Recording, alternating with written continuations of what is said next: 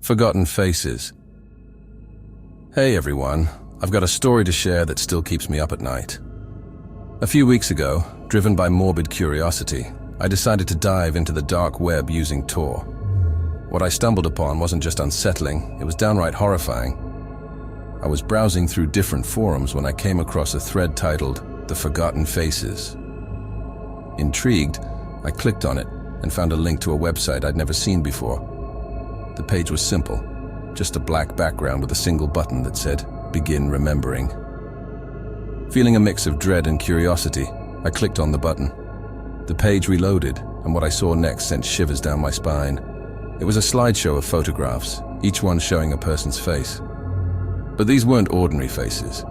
They were twisted in expressions of unimaginable terror and agony.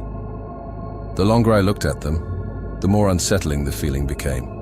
It was like their fear was seeping through the screen and infecting me. Each photo was accompanied by a short description, a snippet of their last moments before disappearing. I scrolled further, unable to tear my eyes away, as a chilling realization dawned upon me. These weren't random people. Some of the descriptions hinted at the victims' online habits, daily routines, even their fears. It was as if whoever was behind this knew these people intimately. My heart raced, and I felt an intense need to leave the site. But something held me there, a morbid fascination that refused to let go. And then I saw it. The final photo, different from the rest.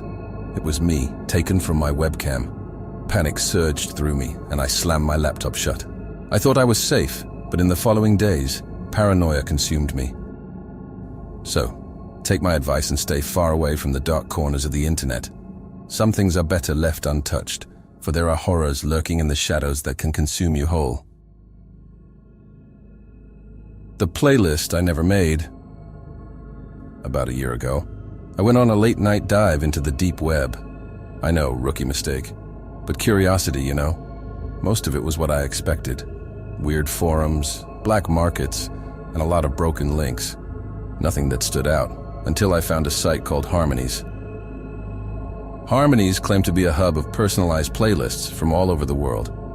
Being a huge music nerd, I was intrigued. I clicked on a playlist titled 4 AM Thoughts, and was pleasantly surprised. It was a solid mix of indie tracks, some of which were my favorites. I figured the site was like a hipster version of Spotify. Then I found a playlist with my username, like my exact unique username I use for most of my online accounts. I clicked on it, thinking it was some sort of glitch.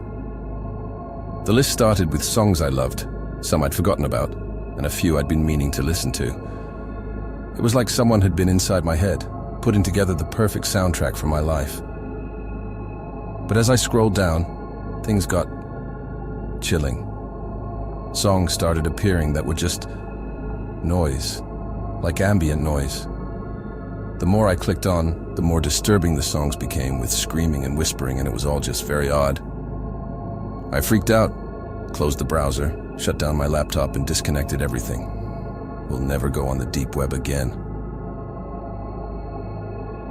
I found a countdown on the deep web, and I wish I hadn't.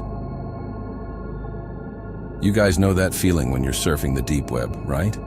The jittery mix of dread and excitement as you explore its darker corners. I've always been an adrenaline junkie, so this was my kind of roller coaster. But let me tell you, last week, I hit a speed bump I wasn't prepared for. I stumbled upon a site, pretty bare bones, just a black background with a big digital countdown in neon green. The numbers read 12 hours, 34 minutes, and 56 seconds. It was counting down, all right, but to what? Below the timer, there was a chat box. Anyone know what happens when the time runs out? Probably another dumb prank. An uneasy feeling settled in my gut. The internet's vast, right? What harm could a simple timer do? I checked back intermittently.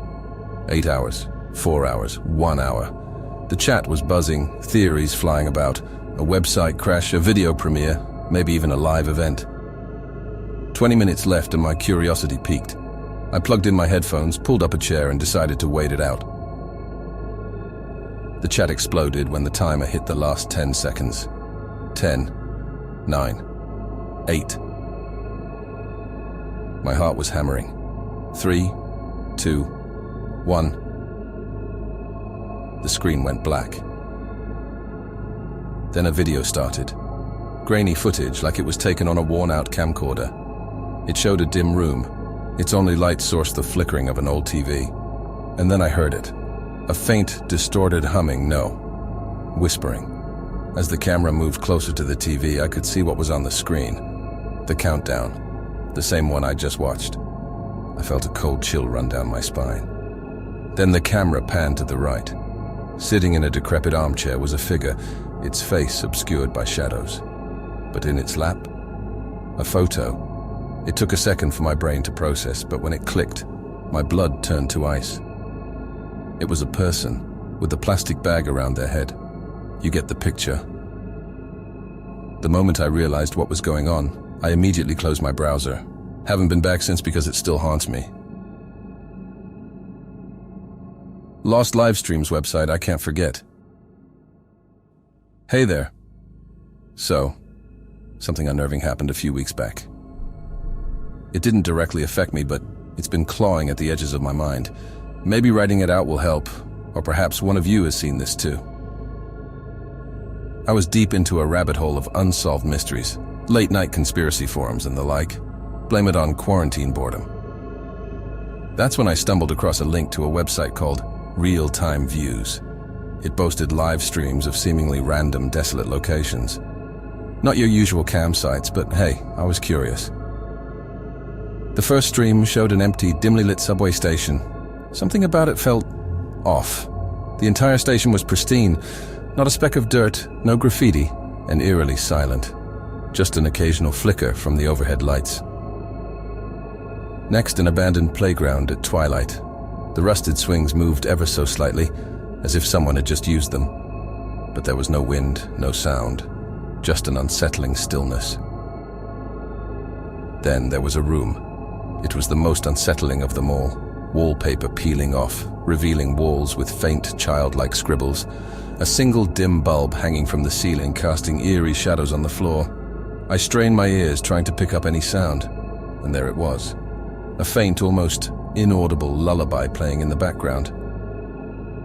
But what truly unnerved me was the chat room on the side. Users were actively discussing what they saw, speculating on the locations. Some users seemed obsessed. Their fervor was evident as they begged the unseen host to reveal more. "Show us what's behind the door," one user typed repeatedly. Another wrote, "I think I recognize that playground." Realizing I was way out of my comfort zone, I quickly closed the tab, clearing my history for good measure. But the disturbing part? When I tried searching for it again, out of sheer morbid curiosity, it was gone. Every trace, every mention of real-time views vanished as if it never existed.